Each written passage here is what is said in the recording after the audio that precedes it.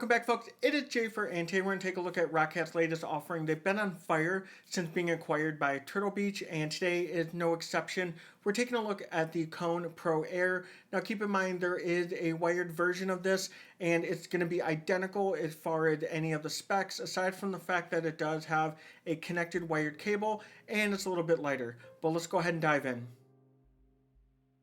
Coming in at $129.99 for the wireless Pro Air and $79.99 for the wired, ROCCAT is definitely directly competing with the likes of the G Pro Wireless, Superlight, and Razer's Viper Ultimate at that price point of $130.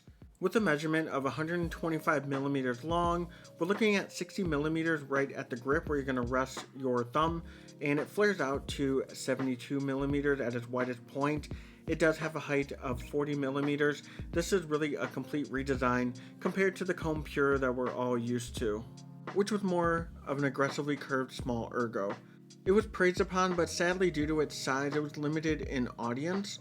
With the Kone Pro, it is larger, more rounded, with swooping curves, and a lot less harsh around all the line work and curvature. The front sits lower and the side buttons look almost like horse pills. They are much larger than the original Kone Pure. Now, ROCCAT claims that this is going to weigh 75 grams, and on my scale, I'm getting right around 73 grams, which is great to see. Given its overall size and dimensions, it's going to be expected, and if you're looking for a wired offering, the same one does come in at 66 grams. All of these changes are welcome though, as this mouse might just be the most comfortable ergo I've ever used.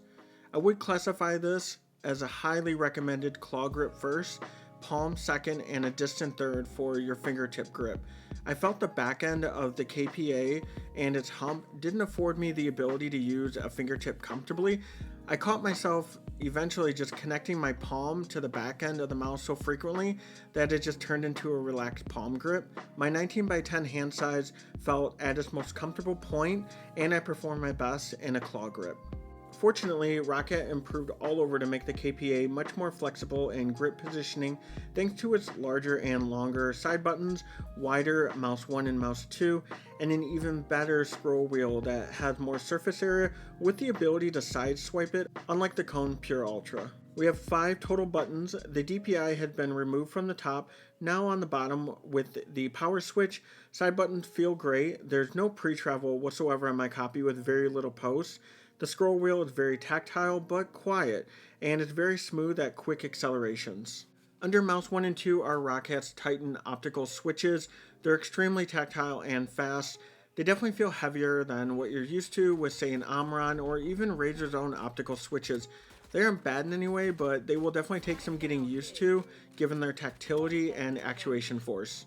Of course, the biggest benefit to optical is not only the speed at which they register, but the durability. You're never going to run into double clicking issues here.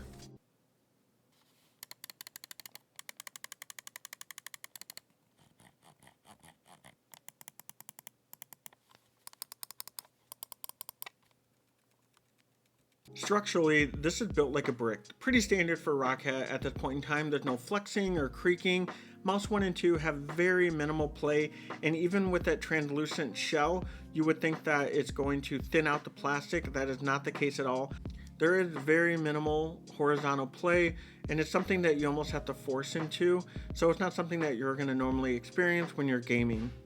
Sticking with ROCCAT's tradition, this does feel like it has that UV coating on the surface, which is great for added grip and overall, I believe, some durability, because I put numerous hours into the Kone Pure and I've never seen that wear down at all into the plastic surface. Underneath ROCCAT's mouse is going to be their heat-treated 100% PTFE feet. No need to wait for any replacements on these, as they are fantastic. They do glide exceptionally well, and they produce zero scratching or drag. Just keep in mind that you do want to peel off that blue layer when you do pick up your mouse, because I have seen folks on Reddit leave that on mistakenly. Also underneath, you have storage for your USB receiver, where you can then also switch between 2.4 gigahertz and Bluetooth, which I believe is 5.1. For productivity. I experienced zero issues while gaming, and that's with using a wireless headset and other wireless peripherals on and laying about. There was no interference whatsoever, especially living in an apartment. Now, ROCCAT claims that there is 100 plus hours of battery life, but I can't seem to find the numbers between your USB receiver and Bluetooth, so I'm going to assume that the 100 hours of battery life is when you're using your Bluetooth, because that definitely throttles down the polling rate to 125 hertz. If battery life is ever a concern to you, you do have a USB-C connection, which is fantastic. It is in a very narrow slot though, so that might limit your ability to use different cables. You do get a cable, which is their Phantom cable, and this is extremely nice to use if you do need to plug it and play at the same time, as it is extremely flexible. The issue I do have with this though is that they don't include a dongle or an adapter where you can leave this part plugged into your computer and then use an adapter to plug in the USB receiver, similar to what they've already done in the past with the Kone, where you can actually use this to maintain just one USB connection on your PC. So you do have to have two available USB ports if you do want to have this ready for a charge and for play, which is kind of annoying because they've already integrated this in their previous products. Why couldn't they do that as well for the Kone Pure? Either way though, if you find yourself with a low battery and you need to get on in game, if you just plug this in, you do get 5 hours of playtime with just 10 minutes of charging, and that's all thanks to that USB-C technology. The sensor here is going to be ROCCAT's integrated PAW3370. No issues whatsoever with any tracking or any micro adjustments I've had to make. You can download the Swarm software that offers a handful of customization like polling rate, angle snapping, liftoff distance, and DPI settings. You can change this without the software with a little bit of finger work. If you want to change the RGB, that is where you are required to download that software. And the one thing I want to stress is that a lot of folks feel that the button on the bottom, the profile button, is only for changing profiles. You can change that to be a DPI cycling button, which is what I did. In the end, I think the Kone Air Pro is a fantastic addition to your collection, or if you're just looking for that one ergo wireless mouse that's going to get the job done, if that Death Adder Pro, the G703, or even the recently released Origin 1X did not work out for you.